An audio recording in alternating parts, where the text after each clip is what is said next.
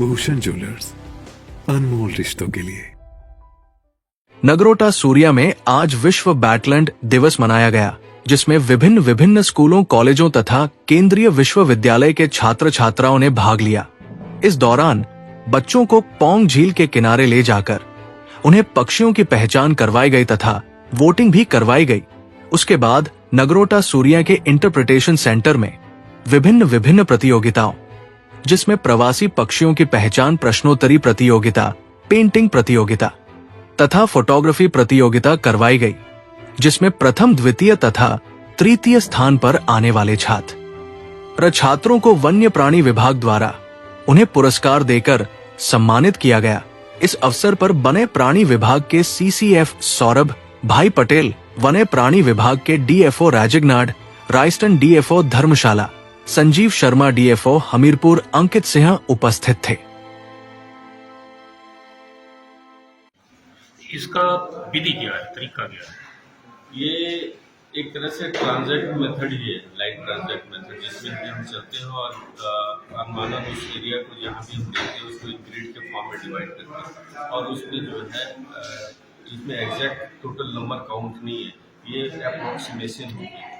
तो वो जो है उसका एक तरीका है डिफाइंड, उसमें वो ग्रिड के फॉर्म में हम बनाते हैं और उसके बाद उस ग्रिड में हम काउंट करते हैं और हम अनुमानन हमें लगता है कि 10 ग्रिड है या 15 ग्रिड है, तो उसको हम उसके साथ अनुमान एस्टिमेशन करते हैं। अगर जैसे यहाँ बैठे हैं, जैसे आपने की वो उड़ के दूसरी तरफ चले गए, ये थोड़ा बहुत तो होता है, लेकिन ये मास नहीं होता, क्योंकि एक साथ हम आपको इसलिए ये कह रहे हैं कि हम एक साथ जो है 25 साइट्स जो है सेक्शंस में हमने डिवाइड किया हुआ है फॉर्म, और एक सब जगह सारे साइट्स पे एक ही टाइम पे जो है हम सेंसस स्टार्ट करते हैं।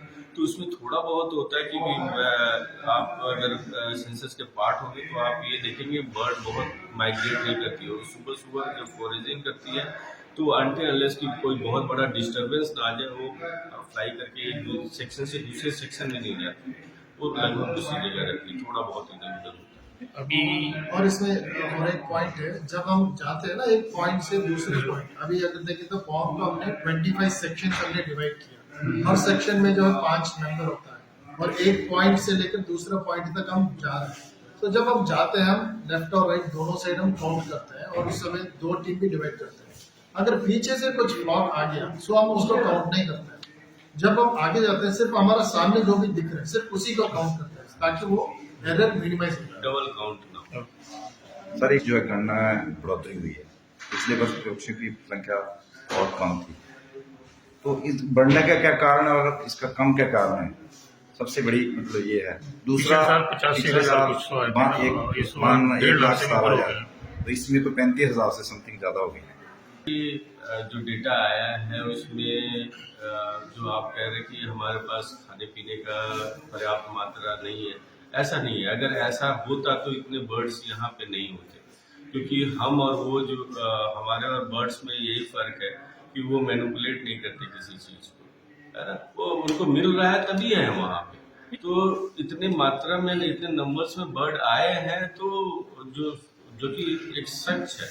वो तो ठीक है ना, 12 ज्यादा आए हैं क्योंकि वो शाकाहारी है, लेकिन इस बार जो जलचर पक्षियों को कम आए हुए हैं। हमारे जो डेटा है, हमने लास्ट ईयर से डेटा को जो कंपेयर किया है, तो ऐसा मुझे नहीं लग रहा है कि किसी में बहुत कमी नजर आई है।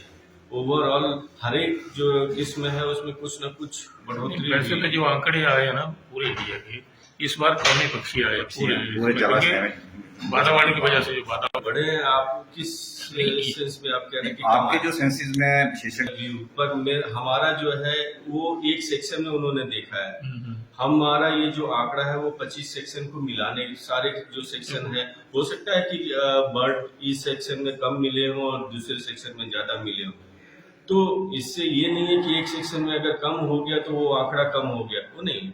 इसीलिए तो हम सेंसस को 25 भागों में बांटते हैं ना, और उसका डेटा इकट्ठा करके वो डेटा हम आपको बता रहे हैं। तो वो डेटा जो है वो निश्चित तौर पे ये दिखा रहा है कि पक्षियों की संख्या बढ़ी है।